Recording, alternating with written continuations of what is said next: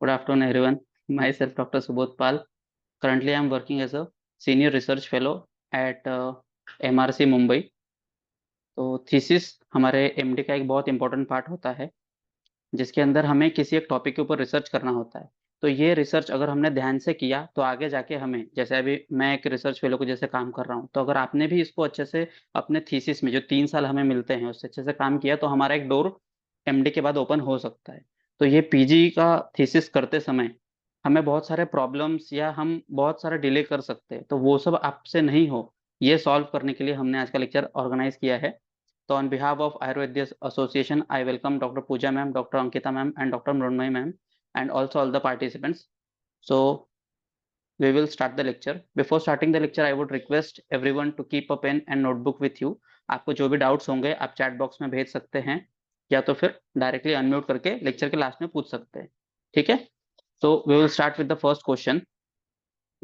My question is to Dr. Ankita ma'am कि पहले हमें एक माइलस्टोन या सिर्फ हेडिंग बता दीजिए कि एमडी में आने के बाद फर्स्ट ईयर में हमें क्या करना होता है, सेकंड ईयर में क्या करना होता है, थर्ड ईयर में क्या क्या चीजें कंप्लीट होनी चाहिए, इसके ऊपर थोड़ा सा हमें गाइड करिए। Thank you, Dr. Subodh. Will you please share the PPT slide share? या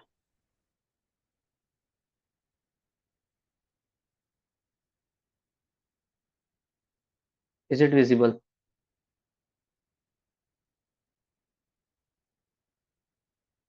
दिख रहा है क्या स्क्रीन?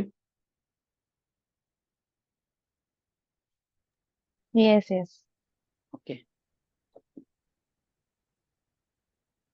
ओके, तो हमें शॉर्ट में एक सिर्फ माइलस्टोन्स क्या क्या होने चाहिए हमारे थीसिस में उसके बारे में एक फास्ट बता दीजिए आप।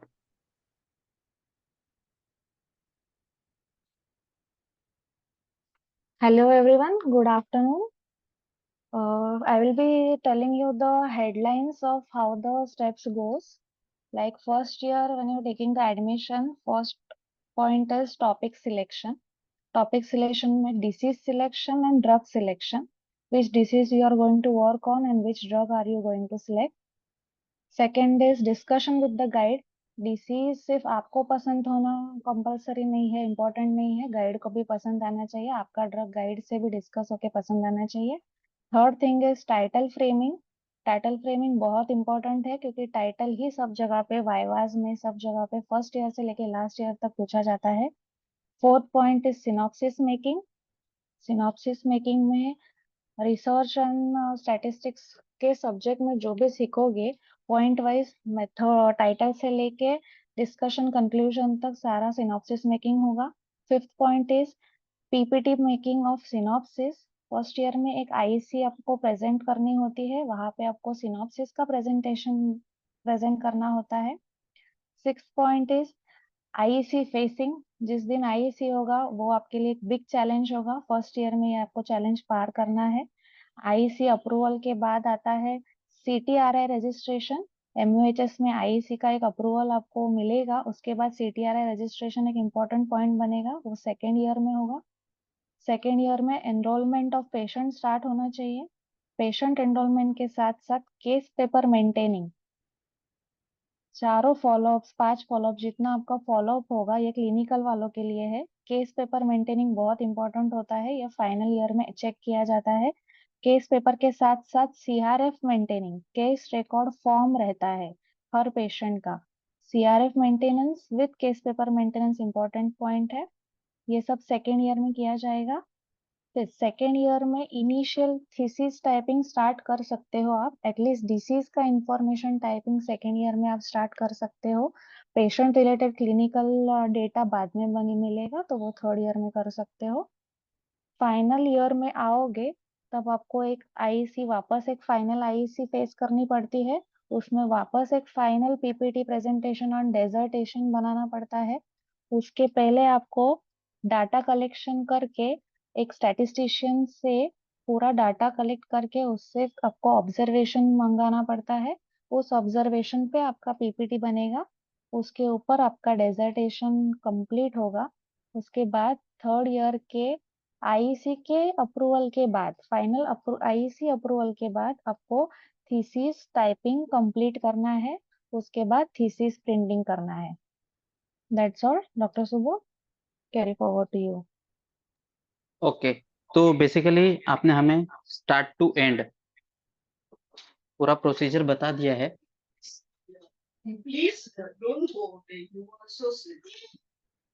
ओके, तो आपने हमें स्टार्ट टू एंड पूरा प्रोसीजर बता दिया है। इसमें से एक मैसेज में ये देना चाहूंगा कि हम 3 साल किसी एक टॉपिक के ऊपर रिसर्च करते हैं, तो अगर आगे जाके हमें किसी चीज का स्पेशलिस्ट बनना है तो वो हम इसमें से जरूर बन सकते हैं, अगर उस पर हमने 3 साल अच्छे से काम किया तो। अब नेक्स्ट क्वेश्चन पे जाएंगे हम, तो डॉक्टर पूजा कि ma'am, how to choose a topic for thesis, इसके ऊपर हमें थोड़ा सा गाइड करिए। Okay.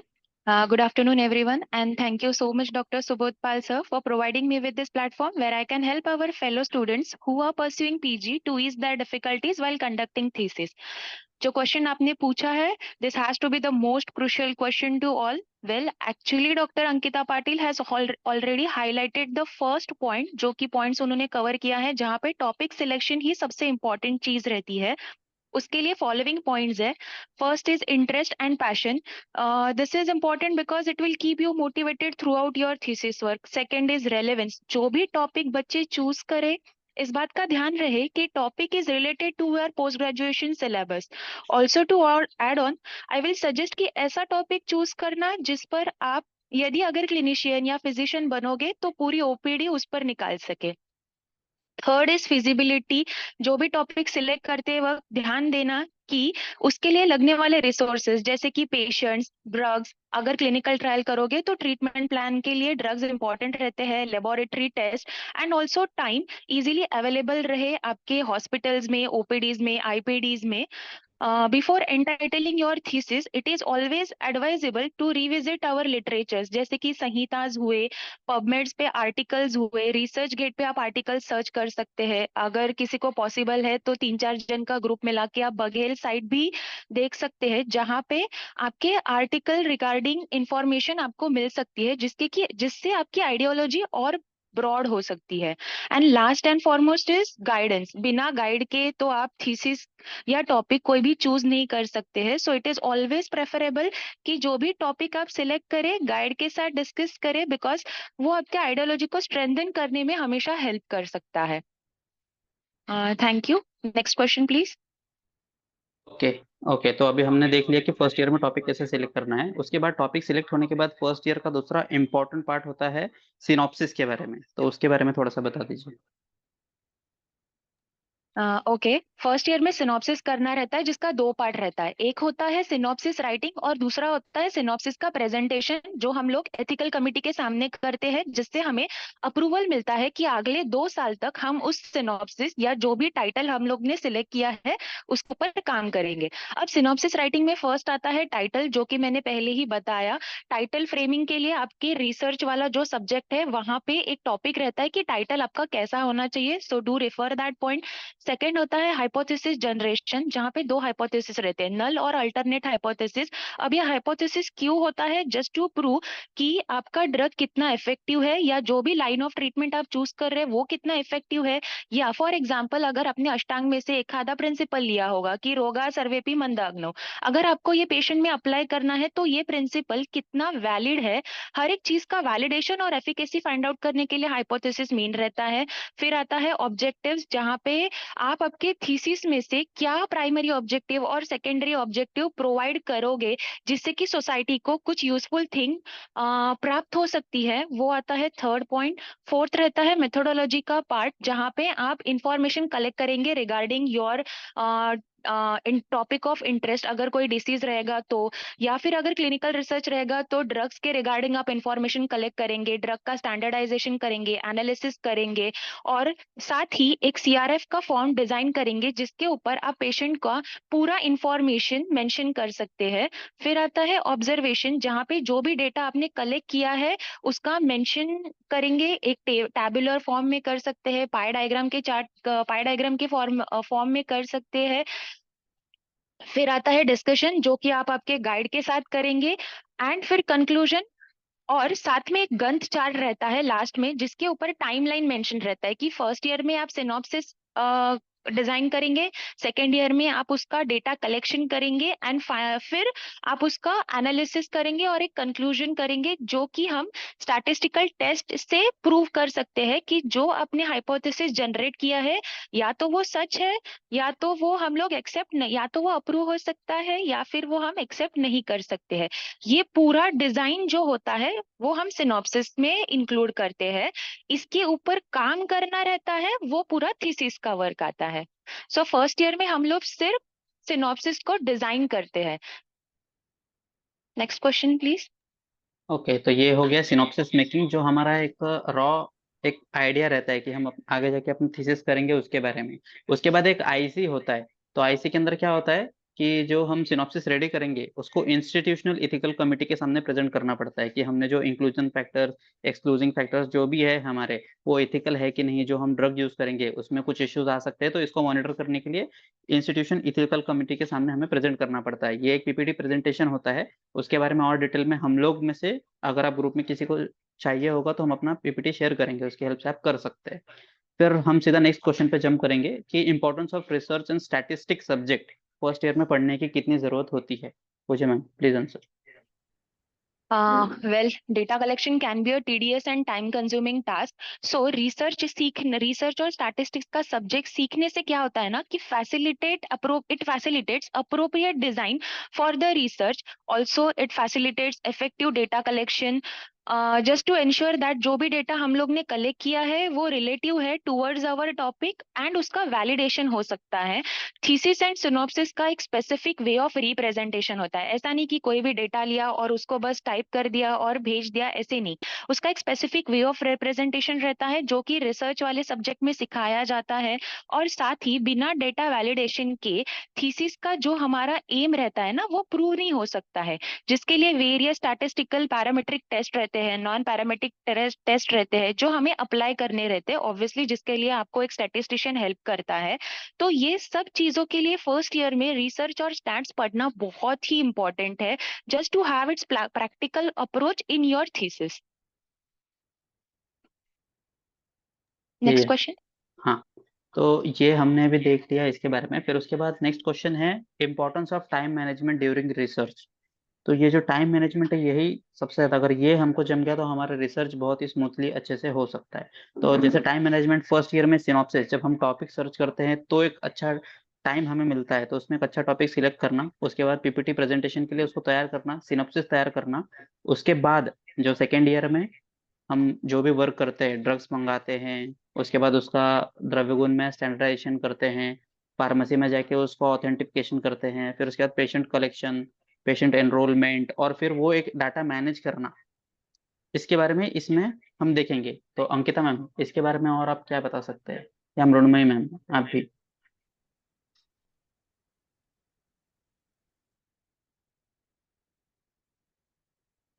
हेलो।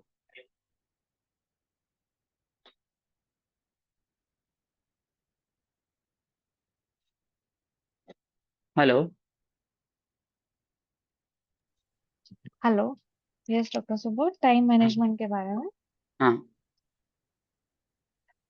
टाइम मैनेजमेंट में फर्स्ट ईयर में तो पेशेंट्स नहीं रहते, तो हम्म। फर्स्ट ईयर में ड्रग सिलेक्शन और ये जो ड्रग्स में जो कंटेंट्स रहेंगे वो सब फर्स्ट ईयर में रॉ मटेरियल सारा रेडी चाहिए। क्योंकि एक बार पेशेंट एनरोलमेंट स्टार्ट हो जाएगा सेकेंड ईयर से, फिर ये सब चीजों के लिए टाइम नहीं मिलेगा। जैसे कि कोई हम्म। फार्मेसी के पास जाके वो ड्रग्स का ऑथेंटिफिकेशन स्टैंडर्डाइजेशन करना, फिर द्रव्य गुण डिपार्टमेंट से, तुम्हारे रसशास्त्र डिपार्टमेंट से उसका स्टैंडर्डाइजेशन ऑथराइजेशन करना, ये सब चीजें आपको फर्स्ट ईयर में कर लेनी है, ताकि सेकेंड ईयर में सिर्फ patient enrolment, case record form, case paper making पे आप फोकस कर पाओगे। और हाँ। फिर सेकेंड ईयर एंड से थर्ड ईयर स्टार्ट तक आपको थीसिस टाइपिंग पे टाइम मैनेज करना है। टाइपिंग और वो इंफॉर्मेशन ढूंढना, ये सब बहुत ज्यादा टाइम टाइम टेकिंग टेकिंग है। है। सो जैसे जैसे जो जो काम फर्स्ट ईयर में करना है वो आपका फिनिश होना ही चाहिए, फिर ही ये मैनेज हो पाएगा। हम्म। पूजा मैम, आपको कुछ ऐड करना है इसमें, क्योंकि यही सबसे इम्पोर्टेंट पार्ट है। I would like to end this question with a saying that time management will always improve the quality of work. That's it. तो फिर भी बाकी लोग जो लिख रहे होंगे, नोट्स निकाल रहे होंगे, उनके लिए मैं फिर से एक बार बोल देता हूँ, आप लिख लीजिए कि फर्स्ट ईयर में हमें सिनॉप्सिस का टॉपिक जल्दी से जल्दी होना चाहिए रेडी। उसके बाद एक सिनॉप्सिस जो रिटर्न होता है 28 to 30 पेजेस का, वो वाला चाहिए। उसके बाद हमें उसको MUHS को सेंड करना पड़ता है, और IEC प्रेजेंटेशन। ये 3 चीज फर्स्ट ईयर में। उसके बाद जैसे ही वो होने के बाद हमारा CTRI अप्रूवल वगैरह आ गया, तो उसके बाद हमें रॉ मटेरियल्स मंगाने पड़ते हैं, ड्रग बनाना पड़ता है, द्रव्य गुण में जाके उसको स्टैंडर्डाइज, फार्मेसी में जाके उसको ऑथेंटिकेट। उसके बाद पेशेंट एनरोलमेंट करने के समय हर एक पेशेंट का एक फॉलोअप चाहिए। तो वो कैसे करना है वो आगे के क्वेश्चंस में हम देखेंगे। ठीक है, तो नेक्स्ट क्वेश्चन कि what are the steps after synopsis approval, Pooja ma'am. Okay जैसे कि आपने ऑलरेडी शॉर्ट में बता दिया है, but I would like to elaborate. First and foremost synopsis approval के बाद आपको एक ईमेल आता है जिसमें आपको एक CTRI रजिस्ट्रेशन करना रहता है, लिंक भी उसी में दी रहती है, और आपका एक MUHS ID बनाया जाता है, पासवर्ड भी उसी में रहता है, उससे थ्रू आप CTRI रजिस्ट्रेशन कर सकते हैं। सेकेंड, यदि आप क्लिनिकल ट्रायल करने वाले हैं तो जो भी आपका ड्रग रहेगा उसका फॉर्मुलेशन करना, यानी कि उसको क्वांटिफाई करना, मतलब कि एक पेशेंट को आप दिन में कितना डोज दोगे, तो आपके कितने फॉलोअप्स रहेंगे, कितना मंथली ड्यूरेशन रहेगा, मतलब कितने मंथ के बाद आपका एक पेशेंट एंड होगा, ऐसे आप कितने पेशेंट एनरोल करने वाले हैं, ये पूरा ड्रग का कैलकुलेशन करना रहता है। ऑब्वियसली आई वुड सजेस्ट कि इसके लिए आप माइक्रोसॉफ्ट एक्सेल यूज कर सकते हैं, क्योंकि वहां पे है ना इजी एक्सेस रहता है कैलकुलेशन का, वे अलग अलग फॉर्मूलेज रहते हैं जो आप अप्लाई करके एक ड्रग का क्वांटिफिकेशन कर सकते हैं। उसके बाद आता है ड्रग स्टैंडर्डाइजेशन, जहां पे जो भी आपके रॉ मटेरियल रहेंगे आपके कॉलेज के या बाहर के कॉलेजेस के द्रव्य गुण के डिपार्टमेंट में जाके आप ड्रग का स्टैंडर्डाइजेशन करेंगे।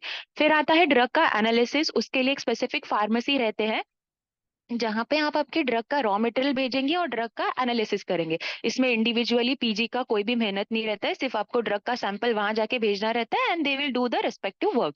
फिर आता है स्क्रीनिंग ऑफ द पेशेंट, मतलब कि क्या, अगर आप क्लिनिकल ट्रायल कर रहे हैं तो जितने पेशेंट्स आप लोग ने सिलेक्ट किए हैं उतने पेशेंट्स का एनरोलमेंट। इसके लिए ना जनरली हम लोग रैंडमाइजेशन का प्रोसेस इस्तेमाल करते हैं, जहां पे आपके थीसिस या सिनॉप्सिस में आपने जो भी इंक्लूजन क्राइटेरिया दिया रहता है, फॉर एग्जांपल अगर मैं डायबिटीज का पेशेंट एनरोल कर रही हूँ तो उसका फास्टिंग और पोस्ट प्रैंडियल का मैंने एक रेंज सिलेक्ट किया रहेगा।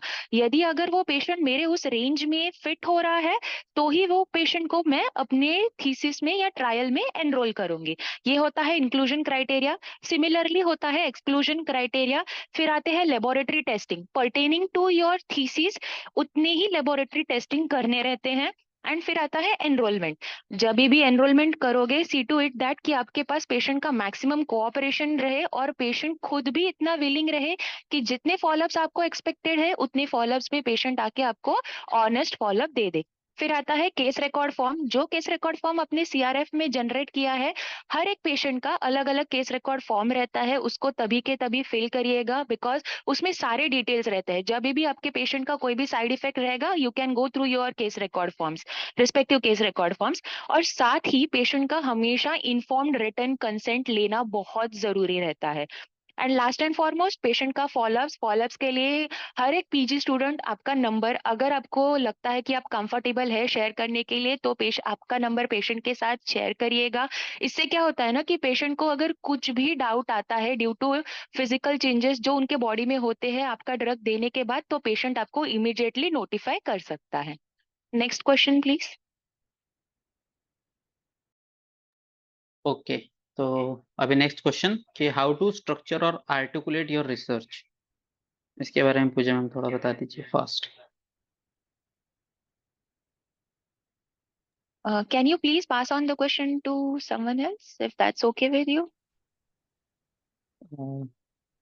ओके, तो I इसमें Yeah. हाउ टू स्ट्रक्चर और आर्टिकुलेट योर रिसर्च, तो इसके बारे में वैसे भी हमने पहले देख ही लिया है कि स्ट्रक्चर कैसे करना है। तो IMRD जो गाइडलाइंस है, इंट्रोडक्शन, मेथोडोलॉजी और रिजल्ट्स एंड डिस्कशन, तो इसके थ्रू हम उसका एक स्ट्रक्चर बना सकते हैं, जिसके बारे में आपने पहले ही बता दिया है।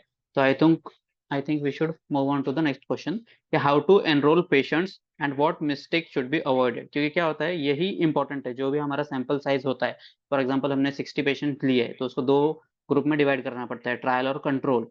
तो उसको मेडिसिन देने के बाद उसका फॉलोअप इम्पोर्टेंट है, हमें उसका फॉलोअप रखना इम्पोर्टेंट है, उससे बात करते रहना चाहिए। वो हर जो फॉलोअप हमने मेंशन किया है 7th day, 14th day, 21st, 28 या 15 दिन के बाद, 30 डेज के बाद, ये इंपॉर्टेंट पार्ट है। तो इसमें क्या मिस्टेक्स हमें अवॉइड करने चाहिए, इसके बारे में बता दीजिए पूजा मैम। ओके जैसे कि आपने एक वर्ड मेंशन किया है sample size, I would like to speak few words about it. Sample size ऐसा नहीं है कि आपने आपके सीनियर्स ने अगर किसी थीसिस में 30 या 40 पेशेंट लिए होंगे तो आप भी उतने ही पेशेंट लोगे, ऐसा नहीं है। सैंपल साइज का एक फॉर्मूला दिया है, इसके लिए ही हमने सेकंड क्वेश्चन रखा था कि रिसर्च एंड स्टैट्स पढ़ना क्यों इंपॉर्टेंट है। तो उस सब्जेक्ट में सैंपल साइज कैलकुलेट करने का एक फॉर्मूला दिया रहता है जो कि आपके डिसीज के प्रिवेलेंस रेट के रिस्पेक्टिव में रहता है। आप एक बार वो फॉर्मूला जरूर देख लेना। फिर आता है कि डिवाइड करना रहता है ट्रायल ग्रुप और कंट्रोल ग्रुप में। जो भी आपके पेशेंट्स रहते हैं उनको, जो हम लोग ने इसके पहले वाला पॉइंट देखा था जहाँ पे स्क्रीनिंग ऑफ पेशेंट रहता है, with respect to that point ही आप आपके पेशेंट्स को ट्रायल ग्रुप और कंट्रोल ग्रुप में डिवाइड करेंगे। फिर रहता है कि ऑलवेज ना इट इज अप्रिशिएटेड कि if the research can share any means, मतलब अगर हमारा जो रिसर्चर रहता है वो कोई भी पेशेंट के साथ एक मीन्स ऑफ कम्युनिकेशन शेयर कर पाए। जैसे कि मैंने बोला था कि आपका नंबर शेयर करना, क्योंकि क्या हुआ था ना, हमने मेरा खुद का थीसिस था जहाँ पे डायबिटीज था, तो कुछ पेशेंट्स के शुगर बहुत सडनली कम हो रहे थे, तो उनको वैसे सिम्टम्स आ रहे थे। पर अगर आप आपका नंबर या कोई भी मीन्स ऑफ कम्युनिकेशन शेयर नहीं करोगे तो पेशेंट आपको रिवर्ट बैक नहीं कर सकता है, जिसकी वजह से साइड इफेक्ट्स हो सकते हैं पेशेंट को। साथ में ही एक और मिस्टेक ऐसा था कि हमेशा जब भी पेशेंट आता है उसको एनरोल करते समय जो आपके लेबोरेटरी टेस्ट आपके थीसिस में मेंशन किए रहेंगे वो टेस्ट उसी दिन करना बहुत जरूरी रहता है, before enrolling your patient into your trial. क्योंकि अगर आपके पास एक estimated range of blood test नहीं रहेंगे तो आप आपका पोस्ट वैल्यू, मतलब ट्रायल के बाद वाला जो वैल्यू है उसके साथ उसको प्रॉपरली कंपेयर नहीं कर सकते हैं। Next question please. तो ये ओके। मिस्टेक्स है जो बेसिकली हाँ। हर एक रिसर्चर ने उसके क्लिनिकल ट्रायल्स में अवॉइड करने चाहिए। That is what I have hmm, felt by while working on my research. या यही एक इम्पोर्टेंट पार्ट है जिसके ऊपर हमारा थीसिस जो भी डाटा है इसी से मिलने वाला है पेशेंट एनरोल करने के बाद। तो ये इसमें जो मिस्टेक्स है वो हमें अवॉइड करना चाहिए। तो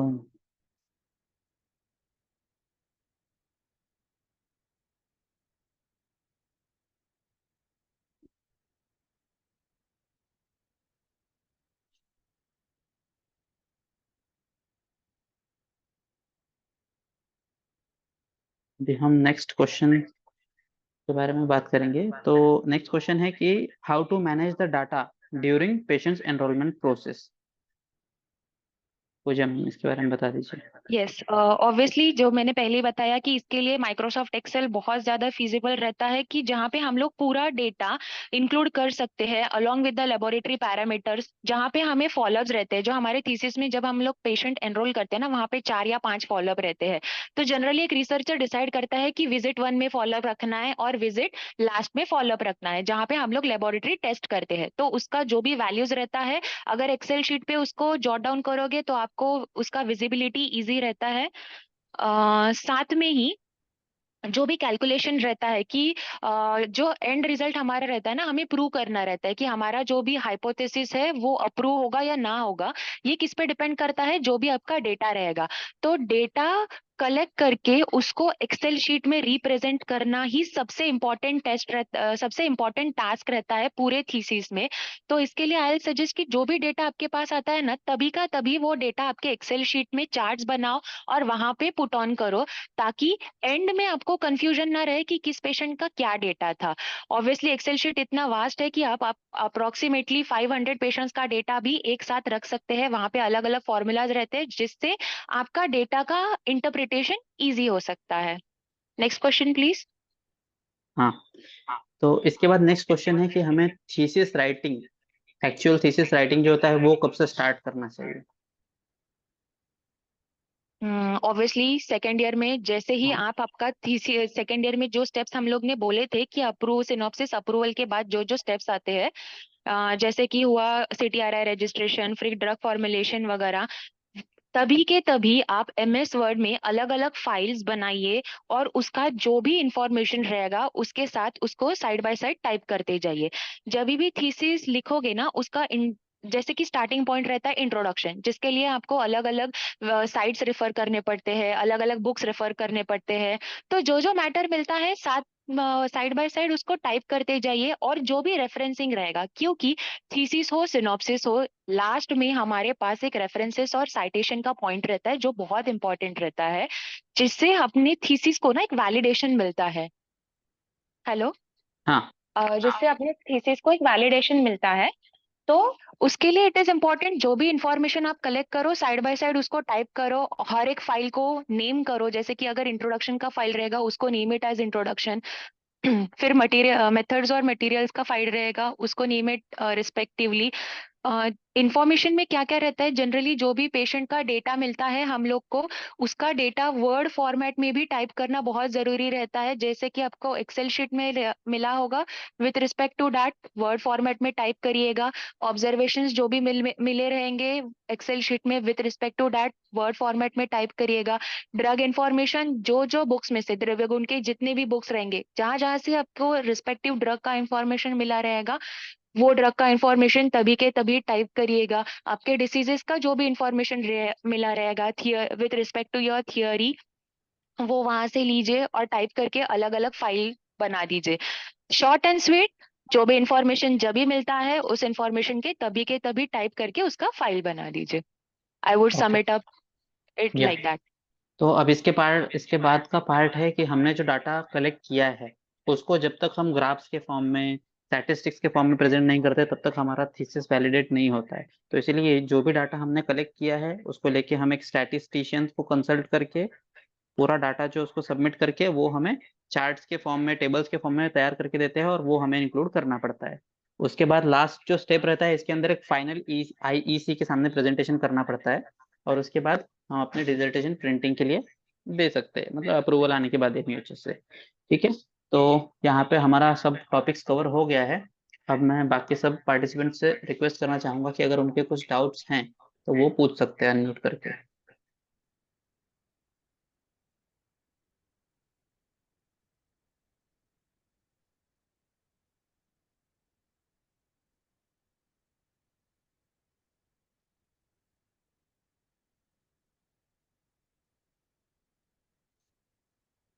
जितने भी बच्चे रहेंगे please come forward and ask your doubts, because यहाँ पे कैसा है ना, ये सारे जितने भी पॉइंट्स हम लोग ने प्रेजेंट किए हैं ये एक्चुअली हम लोग ने फेस किए हैं। तो it will make it easy for you guys to come forward and ask those questions which you guys are actually facing while conducting your thesis. So we are happy to entertain your questions.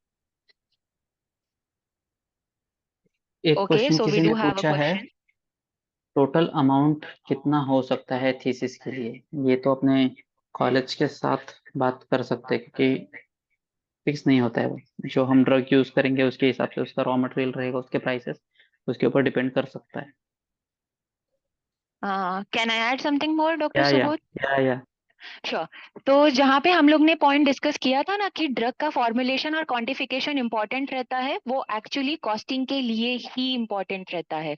यदि आपके पास total quantity रहेगा कि आपको कितना drug मंगाना है, तो आपके पास जो भी फार्मेसी आपके कॉलेज में रहेगा या आजू बाजू जो भी आयुर्वेदिक फार्मेसी रहेगा ना, वहां पे जाके आपको एक 100 ग्राम्स का ड्रग कितना तक आएगा उसका कॉस्ट एस्टिमेशन करना पड़ेगा। फिर you have to calculate the entire thing. Costing है ना, हम लोग ग्रुप नहीं बना सकते हैं कॉस्टिंग में, वो इंडिविजुअल कल्प के ऊपर डिपेंड करता है, आपके इंडिविजुअल कॉलेज के रिक्वायरमेंट्स के ऊपर डिपेंड करता है और आपके थीसिस के रिक्वायरमेंट के ऊपर डिपेंड करता है। कुछ कुछ कॉलेजेस में ऐसा रहता है कि ट्रस्ट या कॉलेज फंडिंग कर सकता हाँ, है। कुछ कॉलेजेस में ऐसा रहता है कि आपको इंडिविजुअल ही फंडिंग करनी अपने होती है। खर्चे से पूरा थीसिस करना पड़ता है। ठीक यस। है। और किसी को कुछ क्वेश्चंस?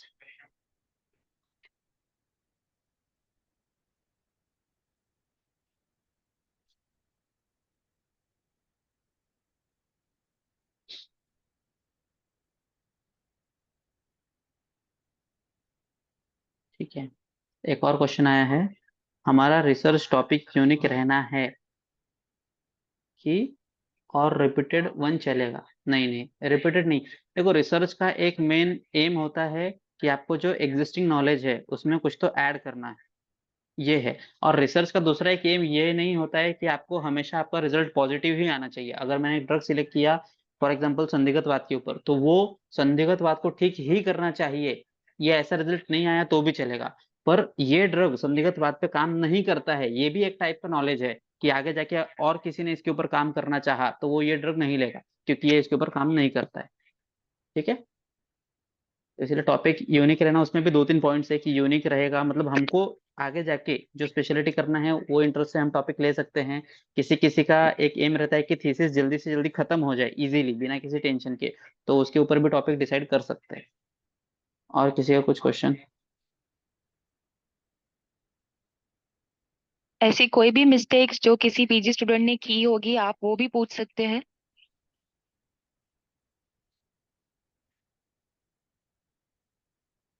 और थीसिस टॉपिक सिलेक्ट करने से पहले आप बघेल वेबसाइट चेक कर सकते हैं ये वो हुआ है कि नहीं आज तक। इफ प्रमोद, डॉक्टर प्रमोद का हेलो। क्वेश्चन है। हाँ बोलो ना। Hello sir, hello ma'am. मेरा एक डाउट था कि मैं थर्ड ईयर में हूँ, मैंने पेशेंट्स ना ऑलरेडी ऑलमोस्ट मेरे पास डेटा कलेक्ट हो गए हैं। मेरे 3 फॉलोअप है और मेरा टॉपिक है असेसमेंट ऑफ गुड़ अदरक योग इन शोध। और जो शोध के ग्रुप ऑफ पेशेंट्स है वो सीकेडी के पेशेंट्स हैं।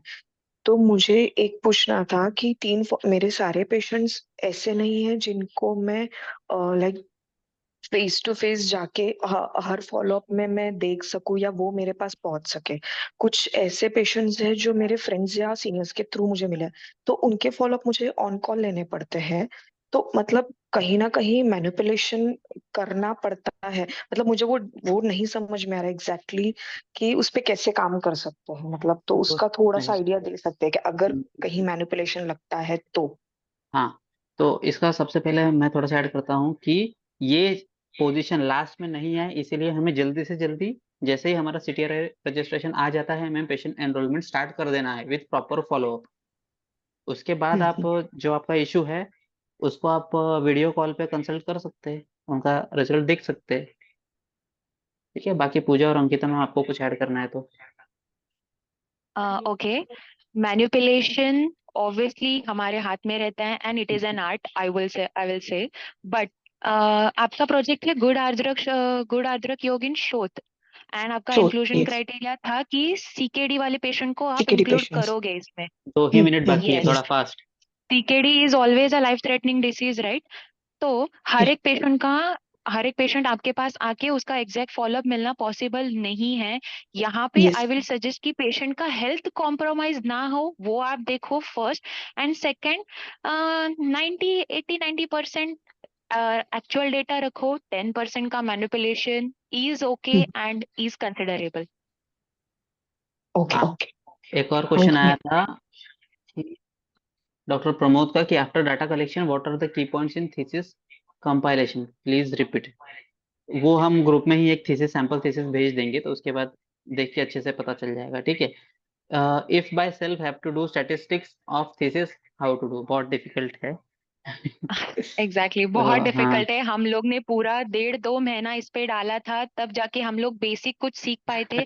But I suggest always take an help of the हाँ, स्टेटिस्टिशियन। उसको आपको एक सर्टेन अमाउंट पे करनी रहती है। They will provide you with the entire data along with the statistical test that are applied to your respective data. वो देने के बाद भी हमको कितना मेहनत करना पड़ा समझने के लिए, तो देख के खत्म एग्जैक्टली करो तो पहले। इसीलिए तो और सेकेंड पॉइंट हाँ, हमारा बहुत वर्थ था कि आपको रिसर्च और स्टैट्स आना बहुत जरूरी है हाँ, along with वो the जो formulas. डेटा दिया है उसको थैंक यू। समझ के लिया तो थोड़ा ज्यादा अच्छा हो जाएगा। ठीक है, हाँ, ओके, थैंक यू एक और एवरीवन। क्वेश्चन था कि कोई हाँ, हाँ, हाँ, हाँ, बोलो कोई बोलो बोलो। यूजफुल वेबसाइट्स है, हम लोग वेबसाइट, ने हाँ, ऑलरेडी मेंशन किया है। आप पबमेड पे जा सकते हैं, रिसर्च गेट पे जा सकते हैं, बघेल। बघेल साइट है वो भी आप चेकआउट कर सकते हैं। Okay, thank you everyone for attending, thank you Pooja ma'am, Ankita ma'am, Ronmayi ma'am. Thank you. Okay, thank you so much doctor Subodh Pal sir. Thank you.